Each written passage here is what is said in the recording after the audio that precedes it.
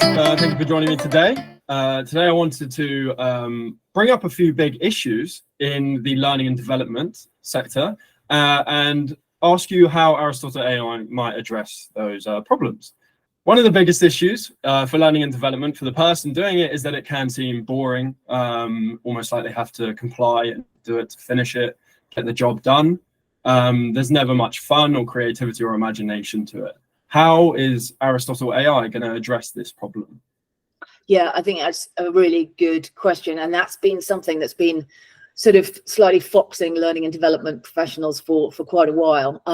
Because although we've moved, corporate learning and development from classrooms into, the online space, the problem is in terms of actually getting learners to apply that knowledge. That is something that we have really struggled with a moment in time type learning. So one of the problems that we are trying to solve with Aristotle AI is first of all, getting the learners to understand why they need the knowledge. Okay, so giving them a context in which, curiosity could be inspired. That's the first thing. So a lot of people look at the content that they're being asked to consume, and they see it very much as something that is compliance. It's something that's part of their job and that they have to do, but they don't understand the why behind it. So why am I doing it? Why is it important for me to understand this? And therefore, as a result of gaining this knowledge, how would my behavior change? So if you look at a typical learning and development program, organizations only create impact if there is a change on behavior. And so one of the things that we're trying to do with Aristotle AI is really go back to a pedagogy that he used, which is first of all situating the knowledge in this idea of kind of deep curiosity about the subject. So first of all, getting the person to realize that it's an important part of their development, it's an important part of their job, and them changing their behavior in line with the new knowledge is something that will ultimately make them more successful. The second, not the second thing, but in this area of improving pedagogy, is that people don't see something and then basically miraculously change what they know and understand about that piece of knowledge. And so we need to fall in line with the way the brain works, and the brain works with a drip, drip, drip of new knowledge, like a constant flow of information, which it then applies into its real world environment. It doesn't work as in, I'm going to say a whole load of information, you're going to absorb it, and then suddenly from that, you're going to be able to know how to apply it, comprehend it, discuss it with others, and all of those kind of interesting things. So we need to change the way learning is actually delivered to learners in a much more kind of like discovery, dialogue, debate type approach. So fundamentally that is where we want to move learning. So rather than it be a one-off moment in time, we want it to be a constant drip and much more kind of conversational in and around how the learners would actually apply that knowledge in their role. And that's where we feel we're going to get better and bigger impact. So not necessarily tying the project up in one big, like this is an hour long or 7 hours worth of compliance training you need to do, but a constant drip throughout the time that they're doing that role to basically embed those skills and get that change of behavior that the organization needs. Yeah, that's really good. And you talk about how it's much better to drip feed the information and more of a long-term goal with it all. That obviously requires some guidance and some plan to it, and can obviously help the person participating having a roadmap. Is Aristotle AI going to provide that roadmap and make sure that their future is clear and they know what steps they can take? Yeah, so that's the second problem we're trying to solve. So often learning and development happens in two parts. So it happens first of all in onboarding.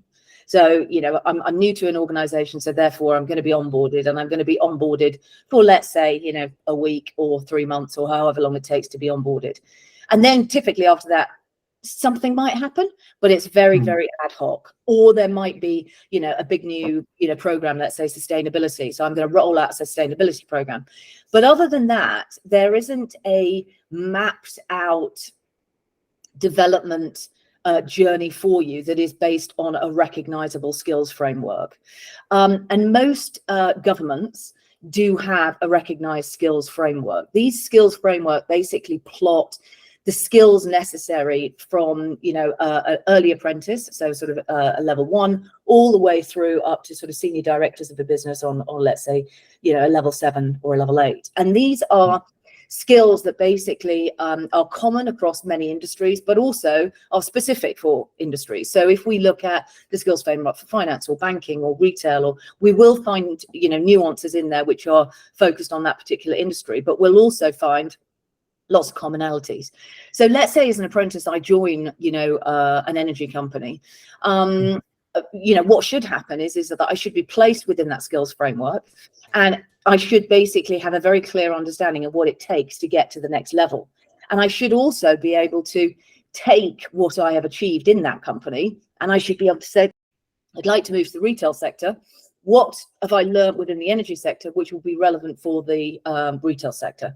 And so by benchmarking where we are now, so traditional training needs analysis onto, you know, a national framework or a framework of skills, the learner can better understand what they need to do in order to get to those higher levels, you know, within, you know, any organization. So one of the feedback that organizations give us is that although they do provide learning for their for their teams, it is on an individual level. Often a lot of learners don't realize that they're actually being provided learning which is of value to them and their career. And this is obviously a problem. And so one of the things with Aristotle AI is we want to map a continuous sort of journey for them in terms of what their future development looks like. And again, that comes out of a dialogue that Aristotle can be having on a daily, weekly basis. So this idea of where am I at, where am I now, and where do I want to get to, and what does my path look like, is the second really big problem that we are trying to solve with Aristotle AI. Perfect. Yeah, and obviously those are all the issues you're dealing with going through the process for the person. But as anyone knows, going into anything like this, especially if they've done it on their own independently, is that going for the qualifications and the certificates are the big milestones. But doing it on your own, you want to make sure that you can transfer all of these certificates and qualifications over, and they can be widely accepted and respected by anyone that you want to apply for a job for or move in your career to. Does Aristotle provide any help in that area, making sure qualifications and certificates are universally accepted? Yeah, so this is this is problem number 3 we're trying to solve. So with the awarding bodies and the qualification, you know, companies, which are called awarding bodies in the UK, they provide basically their vocational or academic qualifications that are mapped onto the skills framework. And what's really important about that is lots of learning takes place in the workplace. Not lots of knowledge is, you know, disseminated, you know, within the organization and learning, and learners aren't necessarily given a credit for it. So what we can do with the work that we're trying to do with Aristotle AI is take awarding bodies qualifications and certifications and credits, okay, and when a learner achieves a certain credit, we can basically give them you know, knowledge that they've received that credit, and so they can see themselves progressing again to a qualification or certification. Now that doesn't necessarily mean that the organization will pay for the qualification or certification, and that's fine, okay. So the learner may decide, hey, look, you know, I'm working in the energy sector, but, you know, I'm really interested in retail. So I'm going to, you know, on my own, you know, go off and finish this qualification in whatever it might be. The issue here is that is one of progression. So, you know, you can only sort of value what L&D is doing if you know what it means to you personally as well as the organization. And so that is problem 3 we are trying to solve. So at all times, when you are, you know, in a situation where you're in a corporate learning environment, you will be credited for the work that you do. And, you know, that is, you know, obviously a key part of getting individuals within a corporate to understand the values that the corporate may be, delivering to you that hitherto you haven't realized you've got. And that also maps onto lots and lots of different skill sets that people bring to work, but don't necessarily know that they bring to work. So, it's that idea of kind of unleashing people's understanding of how valuable they are to an organization and where they could go in their career. Absolutely, yeah, that all comes into play and is very important. And something else that you spoke on at the start, obviously all of these qualifications and certificates and milestones are very, very important. But to get to any of these points, the content needs to be engaging, and it needs to be good for the actual person, rather than just the stuff for the corporate. So with that being a big issue in learning and development, with content being outdated, again, not very imaginative, and maybe not very engaging, does Aristotle AI have a plan to address this issue? Does it have a way to create updated and engaging content? Yeah, so that is the fourth problem we're trying to solve, and this is one of this is the problem that is in some ways most intellectually interesting from a pedagogy point of view. Okay, so what we mean by that is the way people learn. So we know at the moment that the reason why learning may not be quite as engaging is that it's very content focused, okay, rather than learner focused.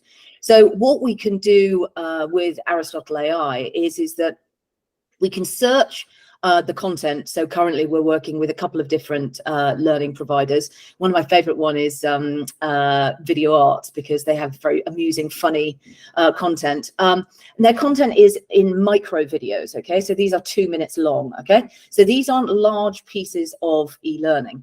But what we get with the skills framework and the qualifications framework is learning objectives and learning outcomes. And what we can do using AI is map the micro content onto the learning outcomes and learning objectives, which basically will allow us to use dialogue and coaching to basically guide the learner through how they would use those micro learning in the real world. So the learning experience takes on much more of a dialogue, much more of a discussion.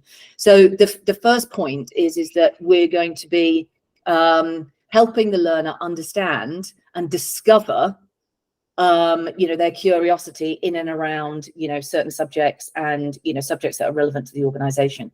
And then when we move forward into the learning process, it's going to be much more of an ongoing dialogue, ongoing discussion, and a debate about how that learning can be used within that organization. So imagine a conversation for 10 minutes every day about learning rather than a big moment in time. So that is the working thesis at the moment, that we feel that learners will be far more engaged if they've got this kind of learning structure around them.